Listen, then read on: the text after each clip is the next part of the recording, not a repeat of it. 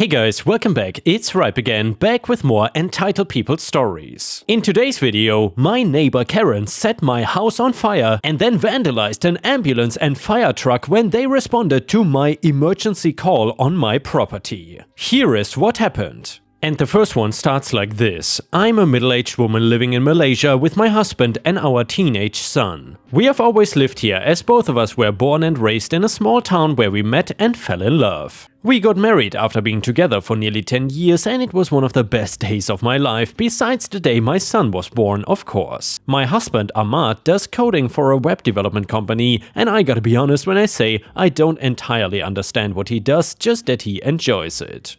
I am a stay-at-home mom, but now that our son Amir is older, I've started helping out in the community more and volunteering when I can to keep busy. Amir works some days after school at a convenience store near our house in order to save up some money to use when he goes off to school in a few years. When we moved into our house all those years ago, we had been so happy to find a comfortable place that was close to everything we might need. We were new to living on our own and not in a cramped apartment that we shared with a couple of other people, so there were some aspects that felt completely new to us, like tending to the property and keeping the appliances up to date. Many of our neighbors were friendly and helped us learn the ropes, making sure to tell us the best businesses in the area for anything we might need in the future. One of the hardest things about moving is having to find new favorite restaurants or which plumbers and mechanics are the best. We had moved when Amir was 9, so we were grateful to hear about different parks and after-school activities in the area for him to participate in. The house we moved into was beautiful and perfect for us. It was just enough space for each of us to do our own thing, but there was not so much that rooms did not get used at all. We had a nice little yard that I had planted flowers throughout and none of the houses in the neighborhood had fences. It was a pretty friendly area to live in and was known for being a safe place to live. Amir biked to school most days and sometimes stayed out with his friends until later in the evening. But we did not worry about him getting into trouble as he always came right home and went out with friends whenever possible. We moved in and quickly found that the people in the house next door were less than friendly. It was mostly the woman that lived there. She was around my age and seemed to have an issue with everything that we did, while her husband and daughter did not seem to pay us any mind. I will call her Karen since she always found a way to act like one. She saw us moving in and sighed while crossing her arms instead of greeting us the way a normal person would. We said hello to her and she mumbled something about boys being disruptive quietly enough that she probably thought I did not hear her. I ignored her because I knew my son was polite and respectful, so I did not need to worry about her thoughts on how boys tend to act. Clearly, our relationship did not get off to a good start and it's definitely not my fault. They got a puppy at one point and I love dogs, but they did very little in the way of training him. They let him wander around freely outside, something that is irresponsible and dangerous in my opinion. Which meant that he often wandered into our yard where he would poop on our property and dig up my flowers. Karen never picked up after him, so I was always cleaning up dog poop myself and I had many plants die because they were destroyed by him. I complained a few times, but she never made an effort to stop him, so I eventually dropped it because I realized that nothing I said was gonna get her to make her take responsibility. Whenever the daughter took him out, I saw that she cleaned up after him, so I had to believe it was only Karen who was so irresponsible. She hated it when we left our cars in the driveway instead of in the garage because she says it looks bad. I've never been able to get her to elaborate any more than that, and I started parking more in the driveway just to spite her. She loved to complain about my son leaving his bike out as well, which is pointless since he kept it on our property and he would lean it up against the side of the house where it cannot be easily seen. I was cleaning up one morning and Amir came in looking distressed. I asked him what was wrong and he told me that he couldn't find his bike anywhere. He had left it in his usual spot, but it wasn't there, so he looked in the garage and different parts of the house, but still found no sign of it.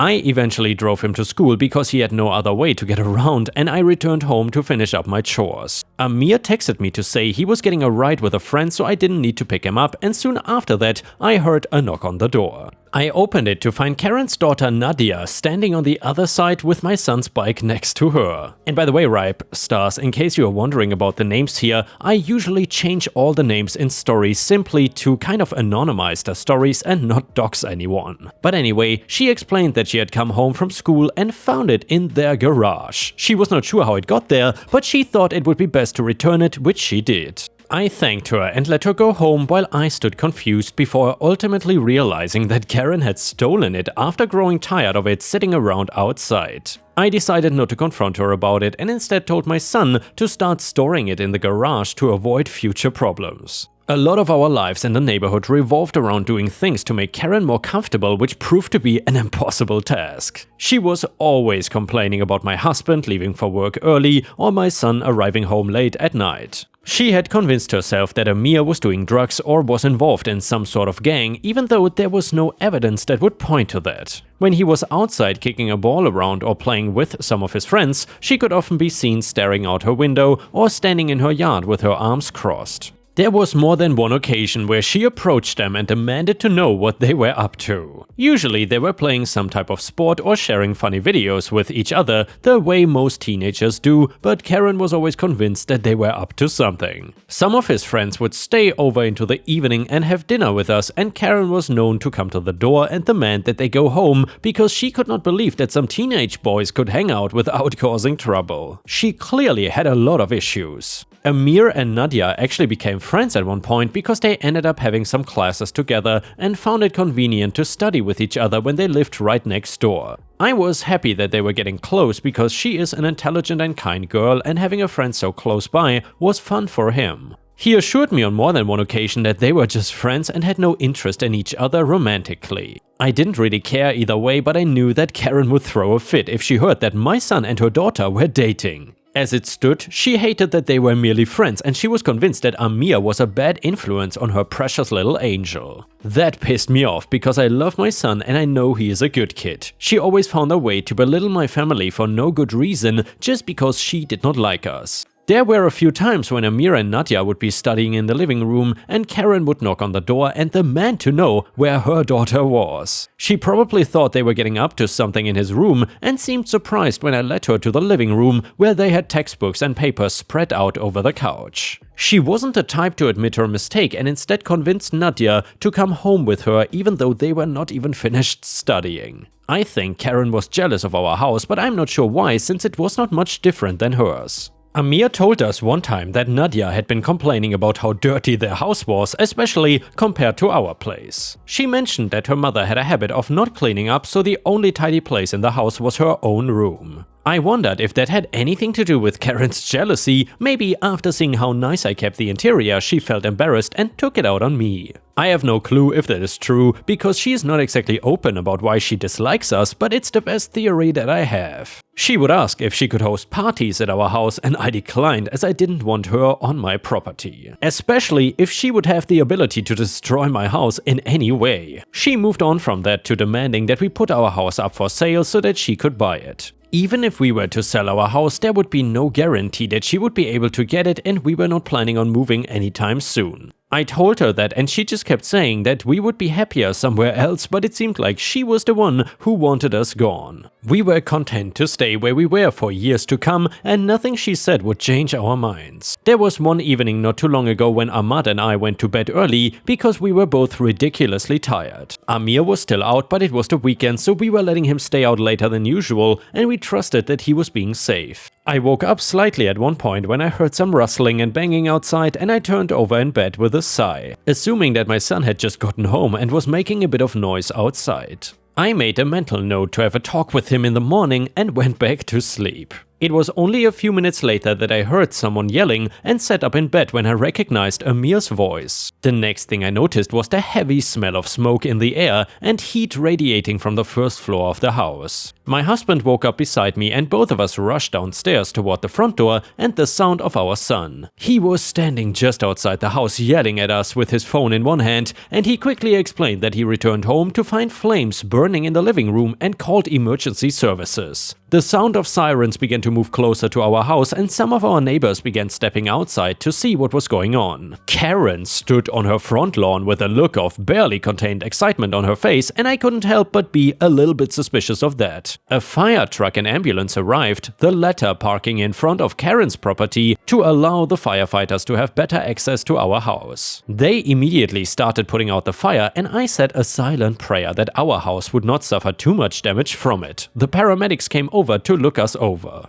We had received a number of burns in our attempt to get out of the house, and the medics were worried about the amount of smoke we may have inhaled before making it outside, so they spent a good amount of time looking us over. We were definitely in shock a little bit, and Amir was nervously pacing on the lawn. At one point, I saw Nadia come outside and approach him, asking him if he was alright and generally comforting him, which drastically changed Karen's mood. The firefighters were doing pretty well in terms of putting out the fire, and I was hopeful that we wouldn't lose too many of our belongings or need to replace any furniture, although that might have been wishful thinking. Karen started yelling about something, and I was not really ready paying attention at first since I had other things on my mind, but I tuned in when the paramedic treating me turned around to say something back to her. She was telling them to move the ambulance and the fire truck so it was not in front of her property, saying that they did not have a legal right to park there. Obviously, she got a response that they could indeed park there because it was an emergency situation and they were not blocking the driveway. Karen did not want to back down and kept insisting that they needed to move, but she was eventually ignored as they were more focused on me and Ahmad, making sure that our injuries were surface level. She stormed back inside and I was thankful for the silence that followed, but it only lasted a few minutes as the sound of thumping and banging came from behind us. We all got up to see what was happening and saw Karen smashing up the ambulance and fire truck with a crowbar. Like a maniac, she smashed multiple windows and created huge scratches and dents in the sides of the vehicles, as well as punctured the tires and made it impossible for the paramedics and firemen to leave. They yelled at her to stop, but she was not listening. Obviously, these people did not know what she was capable of, so they called the police instead of approaching her further. It did not take long for them to arrive and pull Karen away from the ambulance and fire truck as they slapped handcuffs on her and made her sit on the pavement in front of her house.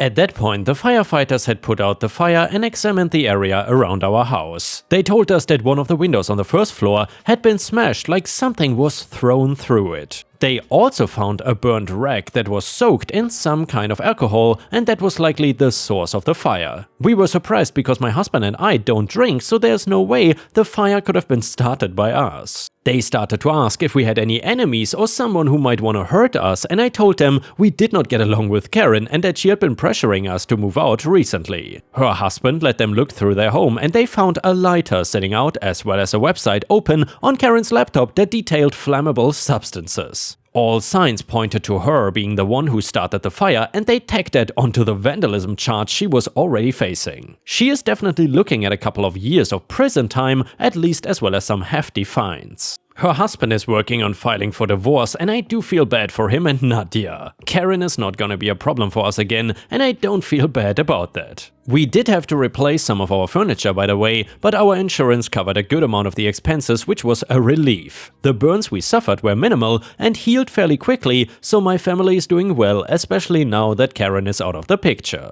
And yeah, ripe stars, maybe this Karen had some sort of mental issues, but whatever it was, this woman was certainly driven by evil. Who in their right mind would want to burn down the house of their neighbor simply because they are jealous or for some other petty reason? Absolutely insane. Either way, if you like these longer stories, please don't forget to like the video and maybe even post a comment if you want to support me. Thank you so much in advance. And the next one is a story from r/am_I_the_butthole. It starts like this. My toddler, 1.5 years old male, and I, 25 female, were playing in the front yard today, trying to enjoy what little sun we had been having and to get some fresh air. We live in a cul-de-sac, so we can see everyone's front yard from ours. The neighbor's teenage daughter, maybe around 15 years old, comes out with her lawnmower and gets to work on her yard. She lives directly across the street from us. My son loves watching the world go by, and he often watches the older kids play on the street, and they always interact and say hi to him. So he runs to our fence with his little juice box and sits down in front of the gate so he can watch her mow the lawn.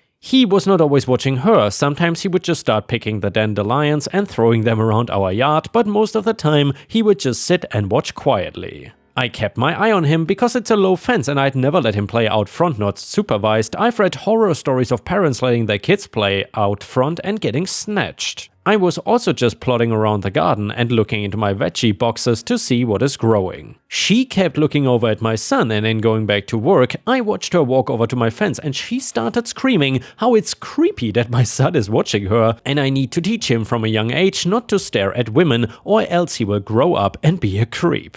I got up right away and grabbed my son and apologized and tried to say that he's just curious what are you doing, but she kept screaming at me because she does not like to be watched. I scooped my son up, who was crying at this point, what baby wouldn't cry being yelled at, and I hurried to the backyard so he could play there. She left while angrily muttering to herself about how I am a bad mother and my son will soon be a creep.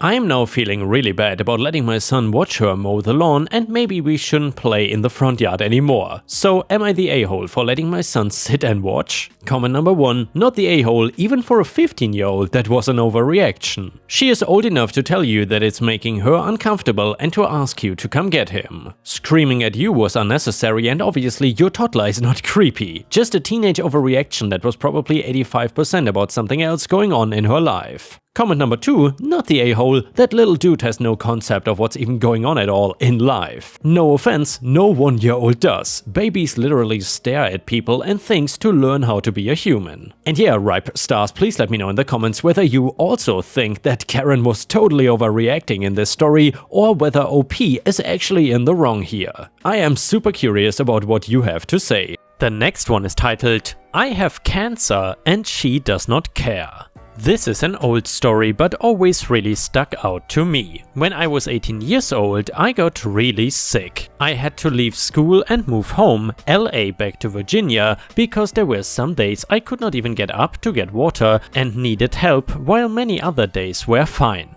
After I got home, things started moving pretty quickly. After a slew of doctors, tests, hospital scans, etc., we were told by the oncologist that I was sent to that he thought it was likely lymphoma. There were a lot more tests after that, mainly to try and rule out everything else. It was a pretty scary time. Just to be clear, I did not end up having cancer, but we went months thinking that that is what it probably was and getting test after test, ruling out many other possibilities. It was weird rooting for a positive result on these other tests, because between that and cancer was the worst option. I ended up getting surgery to remove a lymph node from my neck for a biopsy. For the story, my family had different ways of dealing with the news. Some acted like I was on my deathbed and others pretended it was not happening. But they were all supportive. Well, almost all. I have 2 aunts on my mom's side. One lives in Florida and runs her own law firm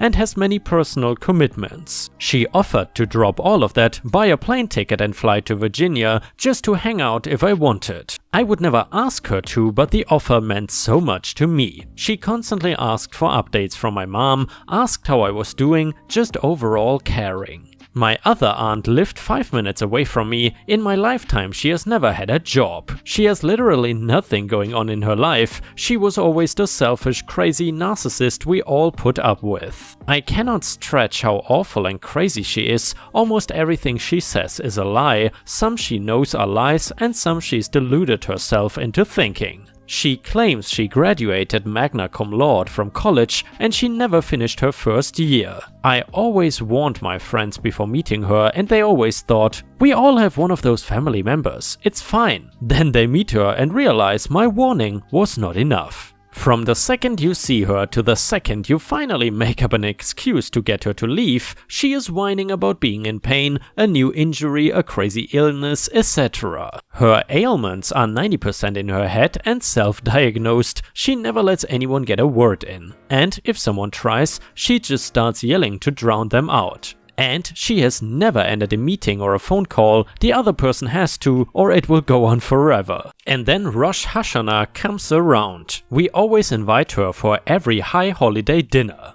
I had been homesick for weeks at this point. She never once reached out to me and never asked my mom how I was doing or how she was doing dealing with it. In any conversation they had. I thought she just did not care, but I was wrong. She very much cared about the situation. She was just pissed. She came in death glaring at me. She was clearly angry from the moment she walked in. At first I did not understand why. Before dinner started, my mom mentioned something about an upcoming doctor's appointment, and before she could finish, my aunt interrupts with, "Speaking of doctor's appointments." She then went on listing doctors she sees for her various issues. That went on all dinner. Her doctor apparently said her spine was more injured than anyone he has ever seen. Lie. She says she can barely walk because of the problems in her legs, which is another lie. She says she is in agony in every part of her body, each being a different issue, which is another lie. She claimed she had disease after disease, which is another lie. She always complained about those things, but in between other complaints and crazy stories. That day, it was all about medical issues. She said she had to see way more doctors than me, she had to have way more tests than me, and they were so much worse. She hated the idea of the attention I was getting because of my cancer scare. My mother mentioned one thing about it the whole night. I never talked to my aunt about it at any point, and the attention was a couple of my relatives mentioning it to her on a phone call a couple of times. But no one was asking about her disease of the month, no one was updating my grandma about her next doctor's appointment. She just could not stand it. The icing on the cake was when she looked at me and told me, "You know, you're so lucky you don't have to live like I do. In so much pain and I'm so sick." I did not even know how to respond to that. She could look me in the eye and tell me I was lucky because she had it so much worse. I only had to worry about cancer. It would have been bad enough if she said that and her elements were real, but the fact that she was making them up for attention and still had the gall to say it was even worse. When we got the biopsy results back, she did not ask what they were. It was later relayed to me that when my mom told her, my aunt responded with, "I know, she was never really sick, and you all were crazy to get all worried and worked up about it. I have real issues, so I would know." I have a million examples of her being entitled and selfish, but this one was so perfectly mirrored by the blatant opposition of how she acted versus how everyone else did, so that is what made it really stand out to me. And yeah, ripe stars, I guess some entitled people simply cannot handle it when others around them get more attention than they do. I just don't understand how some people can be so attention starved. And with this, we have reached the end of the video. However, if you cannot get enough of my content, please check out my endless playlist, where you can find thousands of hours of content. In addition, please don't forget to subscribe to my channel to not miss any of my daily uploads. Thank you so much in advance, and I hope to see you again tomorrow.